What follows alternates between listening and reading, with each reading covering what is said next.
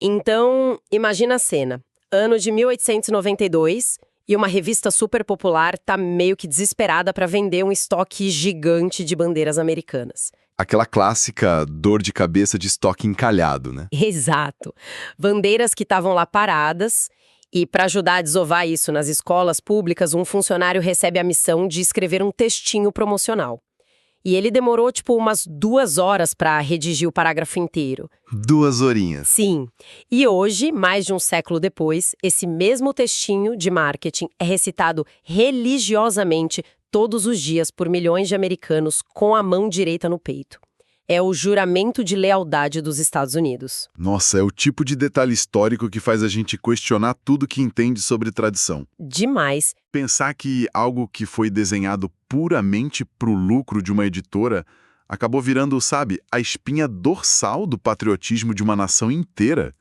É muito fascinante. Pois é. E sabe, quando a gente pensa em como um país é construído, a primeira imagem que vem é meio que o trabalho de um arquiteto. A gente olha para a Constituição e vê uma planta baixa. Olha para a economia e vê as fundações. Tudo muito estrutural e racional. Um sistema super catalogado, com leis, fronteiras, impostos. Só que aí a gente se aproxima um pouquinho mais desse concreto armado e percebe que tem umas forças invisíveis segurando tudo. Forças emocionais que fazem milhões de pessoas que nunca se viram na vida chorarem ouvindo a mesma melodia. Ou tratarem um pedaço de tecido colorido com uma reverência quase absoluta. E a planta baixa do arquiteto não dá conta de explicar isso de jeito nenhum. É nesse ponto que a gente entra num terreno puramente de devoção. É onde as águas burocráticas do Estado se misturam completamente com as águas do sagrado. O que nos traz, claro, ao nosso mergulho de hoje. Nós vamos explorar esse conceito super intrigante chamado de religião civil. Isso. A nossa missão aqui é analisar como nações que são estritamente seculares criam e usam rituais e símbolos sagrados para unificar a sociedade. E o mais importante, o que acontece quando esses rituais entram em conflito. E para montar esse quebra-cabeça, a gente reuniu um material bem denso. Temos desde a definição acadêmica de religião civil até essa história bizarra do juramento de lealdade, passando por toda aquela controvérsia em torno do protesto do Colin Kaepernick, e fechando com os embates lá em Standing Rock. Perfeito. Mas antes da gente entrar de cabeça nisso, eu preciso fazer um parêntese essencial para quem está ouvindo a gente. Ah, claro, o aviso. Sim. É que os temas e as histórias de hoje esbarram em questões políticas e sociais que são extremamente polarizadas. Muito polarizadas. Com perspectivas super apaixonadas tanto da esquerda quanto da direita. Então, nosso objetivo aqui não é, de forma alguma, tomar partido. A gente não está aqui para endossar ponto de vista A ou B, nem para julgar o mérito moral das crenças e ações das pessoas citadas. A intenção dessa análise é única e exclusivamente relatar os fatos que estão nas fontes para a gente tentar entender o mecanismo do negócio. É isso aí. O foco é desvendar o fenômeno de forma neutra. E para a gente começar com o pé direito, precisamos de uma definição clara. O acadêmico Jason Springs tem um trabalho ótimo sobre isso. O que ele diz exatamente? Então, ele define a religião civil como um conjunto de práticas, símbolos, mitos e rituais e também espaços consagrados. A ideia é pegar todas as partes dispersas e isoladas de uma sociedade e integrar isso num todo coeso. Trazendo para o mundo real, a religião civil é tipo feriado de independência. Exato. São aquelas historinhas de origem super romantizadas que a gente escuta na escola primária. É o ato de ficar em pé, num silêncio absoluto, num estádio lotado antes do jogo começar. E para quem nos ouve e tá pensando, mas por que eu deveria me importar com isso? Uma boa pergunta. A parada é que entender a religião civil é literalmente como ganhar um par de óculos de raio-x. Nossa, eu adoro essa metáfora dos óculos. Porque, pensa bem, com eles, um desfile de 7 de setembro, por exemplo, deixa de ser só um evento com bandas marciais. Sim, ele vira outra coisa. Ele passa a ser visto como uma procissão. É uma renovação coletiva de votos com o Estado. A gente começa a enxergar as engrenagens da identidade de uma nação girando ali por trás do noticiário diário. E a melhor forma de entender como essa engrenagem roda é olhar para o momento em que ela foi forjada. O que puxa a gente de volta para aquela história lá de 1892. O juramento de lealdade americano. O Pledge of Allegiance. Isso. O cara que escreveu isso se chamava Francis Bellamy. E o contexto por trás explica muita coisa. Ele trabalhava nessa revista A Youth's Companion, que não era uma revistinha qualquer, tá? Era simplesmente a revista para jovens com a maior circulação nos Estados Unidos na época. E eles estavam de olho no calendário, né? Faltava pouco para o aniversário de 400 anos da chegada do Colombo nas Américas. E a revista pensou, caramba, precisamos emplacar uma super campanha promocional agora. O famoso marketing de oportunidade. Total, o objetivo deles declarado era pendurar uma bandeira americana em todas as escolas públicas do país e, obviamente, vender um monte de assinaturas da revista no processo. Foi uma jogada de relações públicas genial para a época. Mas o lance é que o texto que o Bellamy escreveu naquelas 2 horinhas não brotou do nada. Tinha todo um peso das tensões sociais rolando ali. Como assim? A gente estava na chamada Era Dourada Americana, um período de crescimento industrial absurdo, mas também de uma imigração em massa gigantesca. Isso estava mudando completamente a cara e a demografia das cidades americanas. Olha, eu confesso que quando eu li os detalhes sobre a vida desse Francis Bellamy, eu fiquei chocada com a contradição ambulante que ele era. Totalmente paradoxal, né? Muito. Porque, ele era um ex-pregador batista e ele se dizia abertamente um socialista. Como que um cara com esse perfil vira caneta por trás de um texto que, no fundo, era movido por xenofobia e uma pauta anti-imigração? Pois é, a contradição é a marca registrada dele. O negócio é que o tal socialismo cristão do Bellamy era muito focado apenas nos trabalhadores brancos e nascidos nos Estados Unidos. Ah, entendi. Tinha um recorte bem específico. Muito específico. Ele olhava para toda aquela massa de imigrantes chegando do leste e do sul da Europa, tipo os italianos, eslavos, judeus, e ele não via essas pessoas como companheiros de classe. Ele via como uma ameaça. Caramba! Tem editoriais dele onde ele argumenta com todas as letras que o capitalismo desenfreado, e aqui eu estou usando as palavras dele, tá? Ele dizia que todo imigrante alienígena de raça inferior estava corroendo os valores da nação. Uau! Então o foco nas escolas públicas não foi só porque era um mercado lucrativo para vender bandeira de pano. De jeito nenhum. As escolas públicas estavam explodindo em número naquela época. Para o Bellamy e para o grupo dele, a escola era simplesmente a fábrica perfeita para assimilação cultural. Claro, faz todo sentido. Se o Estado obrigasse aquelas criancinhas, filhas de italianos, de poloneses, a levantarem todo santo dia, olharem para a mesma bandeira e repetirem aquele mesmo mantra em inglês... A herança cultural delas ia ser diluída, substituída por essa nova religião civil. Era uma ferramenta bruta para proteger o que eles chamavam de verdadeiro americanismo contra as influências de fora. É muito doido pensar que uma promoção de Black Friday deu tão certo que o slogan virou um texto sagrado, né? Lidos até hoje no plenário do Senado, para você ter ideia. Sim. Mas o texto também não ficou congelado no tempo, né? O material mostra que ele foi alterado pelas pressões políticas das décadas seguintes. Ah, sim. A maior mudança veio em 1954, ali no auge do pavor nuclear da Guerra Fria. O Congresso americano decidiu que faltava alguma coisa no juramento para separar bem a religião civil deles da religião civil lá dos soviéticos. O comunismo ateu. Exatamente. Aí eles foram lá e inseriram a expressão sob Deus, under God, no meio do texto. A lógica sendo o comunismo é ateu, então o nosso Estado, que é secular, de repente precisa adotar Deus como uma espécie de mascote oficial de segurança nacional? É bem por aí. Só que isso, obviamente, gera um atrito gigante com a Constituição, que prevê a separação entre igreja e Estado. Com certeza. E tem aquele caso muito emblemático de 2004, que está nas nossas fontes. Um pai que era declaradamente ateu levou essa briga até a Suprema Corte. O caso do Elk Grove Unified School District. Isso. Ele queria impedir que a escola pública obrigasse a filha dele a escutar o juramento com esse sob Deus, alegando que era coerção religiosa do Estado. E o que aconteceu? Ele acabou perdendo por uma questão técnica no processo, mas a justificativa que alguns juízes usaram é no mínimo curiosa.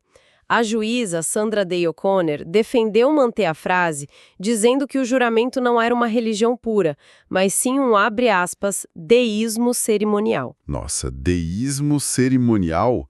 Esse conceito é uma ginástica mental fascinante. Não é? É o Estado basicamente argumentando que a palavra Deus foi repetida tantas e tantas vezes ali, do jeito tão automático e coreografado, que ela perdeu qualquer peso teológico de verdade. Isso. Seria uma invocação religiosa que o governo acha segura de impor a todo mundo, exatamente porque, teoricamente, não exige uma fé verdadeira, só exige conformidade cívica. E olha, funciona como um relógio suíço até hoje. Atualmente, 46 dos 50 estados americanos ainda exigem por lei que as escolas separem um tempo para recitar o juramento. Só 4 estados ficam de fora, né? Sim, acho que é Vermont, Iowa, Wyoming e Havaí. No resto, é um sacramento totalmente inquestionável. E é aí que mora a ironia. O Estado cria esses rituais prometendo unir todo mundo. Mas no segundo em que a participação vira uma imposição obrigatória, o ritual vira uma ferramenta de exclusão super afiada. O que nos empurra direto para o nosso próximo ponto. O que acontece com as pessoas que, por uma questão de consciência mesmo, simplesmente se recusam a participar desse culto. Aí a gente entra na história do Colin Kaepernick. Perfeito. Para quem nos ouve e talvez não lembre da linha do tempo certinho, o Kaepernick era um quarterback de super destaque do San Francisco 49ers na NFL. E um belo dia, ele decidiu que não ia mais ficar de pé durante a execução do hino nacional antes das partidas. Isso. No começo ele ficava sentado no banco, depois ele passou a se ajoelhar no campo. Exato. E o motivo que ele explicou em várias entrevistas era bem direto. Ele estava protestando contra a opressão das pessoas negras, contra a brutalidade policial desenfreada e em apoio ao movimento Black Lives Matter. O detalhe é que ele escolheu logo o momento de maior reverência da religião civil deles, e num evento transmitido em rede nacional para milhões de pessoas. Ele não quebrou nenhuma lei, óbvio, mas ele cometeu o que o público percebeu como um sacrilégio cívico quase imperdoável. Sim. E lendo as reações do público e da mídia na época, a gente percebe um padrão muito, muito assustador na forma como tentaram neutralizar o que ele estava falando. A máquina de deslegitimação começou a rodar na hora. Na mesma hora. E o primeiro ataque não foi debater a violência policial, que era o foco dele.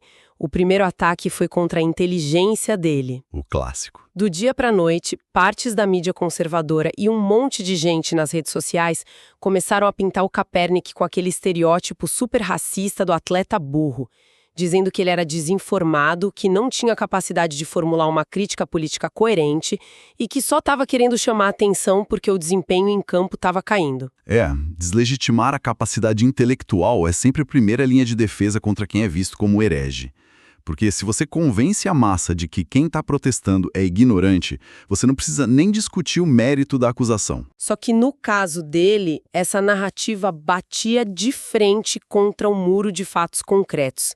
Não fazia o menor sentido estatístico. Nenhuma base na realidade. Nenhuma.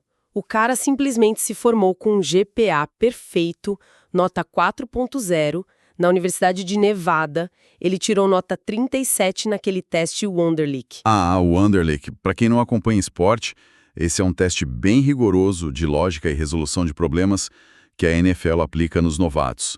37 é uma pontuação altíssima. A imensa maioria dos quarterbacks nem sonha em chegar perto disso. Exatamente. E, além de tudo, ele é membro da Kappa Alpha Psi, que é uma fraternidade historicamente negra com um pilar fortíssimo em excelência acadêmica e ação na comunidade. Mas quando o pânico cívico bate, os diplomas voam pela janela, né? Não importa o seu histórico. Chegaram ao absurdo de questionar a própria identidade racial dele, sugerindo que, por ele ser birracial e ter sido adotado e criado por pais brancos, ele não teria a vivência ou a legitimidade para reclamar de racismo. E quando eles viram que só tentar chamar ele de ignorante não estava sendo suficiente para abafar a mensagem, a engrenagem do pânico resolveu apelar para um medo muito mais visceral. Um medo enraizado no imaginário americano pós-11 de setembro.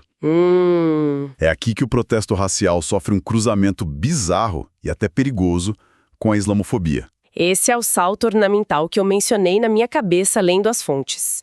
É surreal como que um atleta que está ali ajoelhado no mato pedindo o fim da violência policial dentro das fronteiras dos Estados Unidos, como que ele é transformado num suposto agente terrorista infiltrado.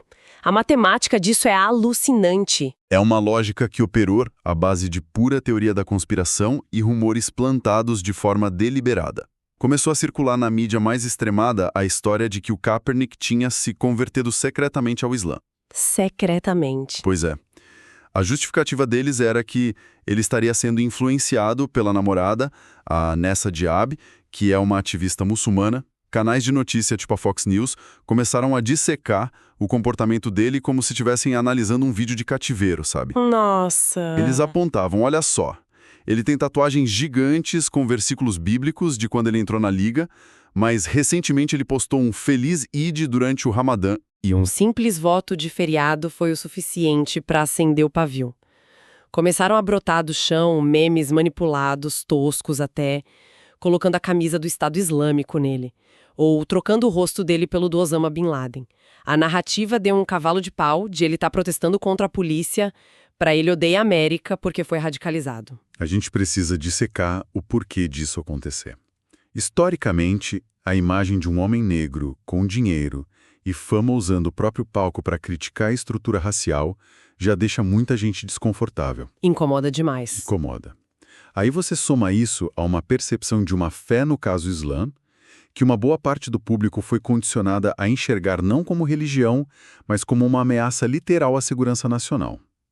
A mistura vira uma bomba inaceitável para os guardiões da religião civil. Ele virou o inimigo perfeito. E ele não estava inovando nessa posição de herege. Ele entrou para a mesma galeria de figuras históricas que inclui o Muhammad Ali, nos anos 60, e o Mahmoud Abdul Rauf, nos anos 90. O Abdul Rauf também sofreu sanções pesadíssimas na NBA por se recusar a saudar a bandeira. E todos eles acabaram sofrendo essa punição coletiva porque uniram as duas coisas que a religião civil americana tenta esconder debaixo do tapete. O questionamento do racismo estrutural e uma espiritualidade que foge do selo de aprovação do Estado. A punição para a heresia individual é implacável, como a gente viu. Mas a tensão muda de figura, ela atinge um nível muito mais físico, quase de guerra territorial, quando essa religião secular do Estado colide não com uma pessoa, mas com uma fé coletiva, milenar e tradicional. E é essa colisão que leva a gente para as planícies geladas da Dakota do Norte. E o confronto épico em torno do oleoduto Dakota Access, na reserva de Standing Rock. O cenário ali era bem claro.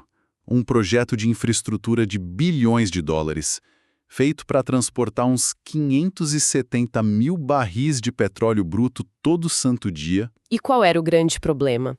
O traçado desse oleoduto passava a meros 92 pés de profundidade do rio Missouri. E para o Estado, para as agências que aprovam isso e para as grandes corporações, aquele tubo de aço gigante significava uma coisa só: progresso. Dinheiro, emprego, segurança energética. Exato. Só que para as populações indígenas, especialmente o Sul, aquele mesmo projeto era uma profanação absurda.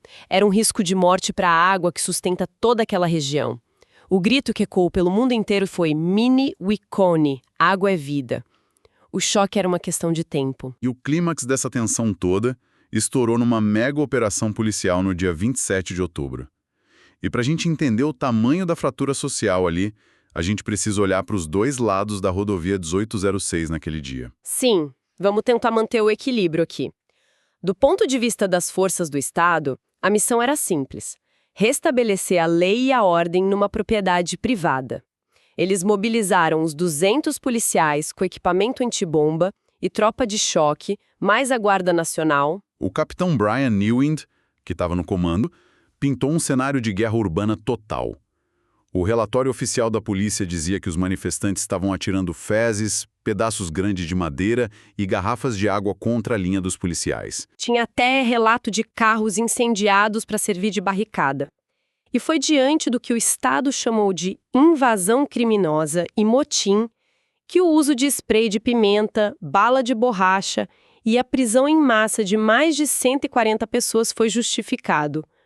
O governador Jack Dalrymple até foi para a TV aplaudir a ação da polícia. Ele defendeu que a rodovia precisava ficar limpa e que ali não era lugar de acampamento. Essa é a narrativa institucional. Mas a experiência vivida pelos indígenas e pelos apoiadores deles desenha uma imagem completamente diferente. Uma imagem de massacre de direitos civis mesmo. Eles não estavam lá se vendo como manifestantes políticos comuns. Eles se chamavam de protetores da água. A anciã Casey Camp Horonek tem um relato impressionante. Ela descreveu como a tropa de choque avançou bem na hora que eles estavam fazendo um círculo de oração. Um momento de pura espiritualidade. Sim, ela conta que estava no centro do asfalto, segurando o cachimbo sagrado da tribo, jogando água para cima em reverência. Enquanto isso, do outro lado, tinham canhões de som estridentes, tentando ensurdecer as pessoas e o spray de pimenta caindo como chuva em cima de um ato pacífico. E ela ainda diz que, mesmo com aquele exército na frente dela, ela nunca se sentiu tão protegida espiritualmente. Tem também os relatos de preservacionistas culturais, como o Russell Eaglebear e o Ben Hodd. Eles disseram que estavam no local só para observar e rezar. Eles tentaram proteger a anciã e os itens religiosos, mas acabaram tomando spray na cara igual todo mundo. O que mais me chocou lendo sobre isso não foi só a violência física. Foi a ignorância ou a indiferença brutal das autoridades com o que é sagrado para os nativos americanos. A polícia simplesmente invadiu e interrompeu tendas INIP. Para quem não sabe, as tendas INIP são espaços super purificados, dedicados só para oração profunda e conexão espiritual. O capitão Newwind ainda tentou justificar, dizendo que eles esperaram um pouco antes de intervir, mas que não podiam deixar o acampamento ali para sempre. Só que o detalhe que revira o estômago veio depois, nas prisões. As autoridades confiscaram os cânopas, que são aqueles cachimbos cerimoniais de madeira esculpidos pelos anciões, e registraram isso na delegacia como se fossem armas. Armas. É uma falha de tradução cultural, se a gente quisesse educado, grotesca. Grotesca. E para a gente ajudar quem nos ouve a dimensionar a gravidade disso com a lente da nossa sociedade mais secular, vamos fazer um exercício de imaginação aqui?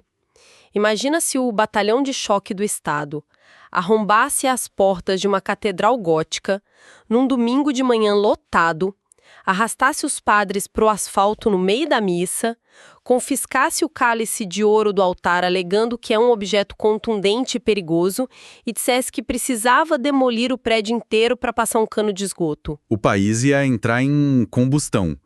Ia ter pedido de impeachment no dia seguinte, uma gritaria ensurdecedora. Pois é, essa analogia escancara a hipocrisia desse sistema de valores. Os papéis que fundaram a religião civil americana colocam a liberdade religiosa como o pilar mais sagrado de todos. E, no entanto, no mundo real existe uma hierarquia bem clara de quais religiões importam de verdade. Fica nítido que as proteções da Constituição falham na hora de blindar uma expressão de fé ancestral e ligada à natureza quando essa fé resolve entrar na frente de um trator corporativo. É como se a mensagem do Estado fosse, olha, você tem toda a liberdade de exercer a sua fé desde que ela caiba dentro de 4 paredes no domingo e não atrase o cronograma da nossa indústria petrolífera. A conexão do CIUS com o rio não tem o status de religião perante a justiça do homem branco. Tem o fato que, para mim, resume toda essa tragédia. A atitude do Arvo Looking Horse, que é um líder espiritual gigantesco da nação Lakota. Depois de ver o espaço sagrado ser invadido e os cachimbos confiscados, ele tentou jogar o jogo deles. Ele usou os canais oficiais da religião civil americana. O que ele fez? Ele mandou um apelo urgente direto para a mesa do então presidente Barack Obama, pedindo clemência, pedindo que o chefe do executivo protegesse aquelas terras do sacrilégio. E o que aconteceu? Silêncio. O apelo caiu em um buraco negro da burocracia governamental. Não teve força nenhuma para parar as escavadeiras, nem os cacetetes. É de uma tristeza profunda. Sabe, quando a gente dá um passo para trás e olha para essas 3 peças do quebra-cabeça de hoje, o marketing que virou juramento, o silenciamento brutal do Kaepernick e a resistência da água esmagada em Standing Rock, fica muito, muito nítido o poder quase absoluto que a religião civil tem. Com certeza. Sociologicamente falando, é uma ferramenta incrivelmente plástica. Ela consegue nascer de um rascunho de relações públicas lá no século XIX para vender assinaturas e crescer até virar um pacto invisível que unifica milhões de vozes em 50 estados. Ela dá aquela ilusão quentinha de que todo mundo faz parte de uma grande família. Mas o veneno está justamente em quem segura a chave do altar. Quem dita as regras de como essa fé da nação deve ser vivida, acaba usando essa chave para trancar um monte de gente para fora. A religião civil pune sem piedade quem cobra que os dogmas de liberdade e justiça para todos sejam aplicados na prática aos corpos negros nas ruas. E ela passa com um trator por cima daqueles que se recusam a curvar as suas crenças milenares diante do Deus do capital e do progresso. Ela simplesmente não perdoa a falta de conformidade. Muito do que a gente rotula como polarização política pura e simples é, no fundo, a reação histérica da sociedade punindo uma heresia. O sacrilégio contra um símbolo da tribo enfurece as massas muito mais do que a quebra de uma lei civil. E é por isso que colocar esse assunto na mesa hoje é tão importante para quem acompanha a gente. Da próxima vez que você ligar a televisão ou abrir o feed de notícias e ver uma onda gigantesca de ódio e indignação se formando porque alguém não cantou o hino ou porque algum protocolo patriótico foi furado, vale muito a pena pausar. É um momento de usar aqueles óculos de raio-x da nossa metáfora. Exatamente. A gente precisa perguntar, isso que está na minha tela é um patriotismo orgânico de um povo ou a gente está vendo ao vivo a força coercitiva de uma religião de Estado agindo para amassar quem ousa sair da narrativa oficial? Esse exercício ajuda a gente a deixar de ser só consumidor da emoção dos outros, para ser um observador crítico das nossas próprias tradições e gatilhos. Falou tudo. E para encerrar o nosso mergulho de hoje com um último pensamento para ficar ecoando na cabeça, eu quero trazer uma sacada do historiador Richard Ellis. Ele mergulhou fundo na história do juramento de lealdade e ele chegou numa conclusão muito provocativa. O que ele diz? Ele diz que, apesar de o juramento ter nascido lá daquele preconceito nativista do Francis Bellamy, o texto acabou sobrevivendo ao tempo, porque os princípios de liberdade que ele invoca são muito universais. São muito maiores que as falhas de caráter do seu criador. A ideia ganhou pernas próprias e deixou o criador pequeno para trás. Isso. E aí a provocação que fica para a gente pensar é a seguinte: a história das democracias é cheia de desobedientes civis que foram odiados, processados e demonizados no próprio tempo deles.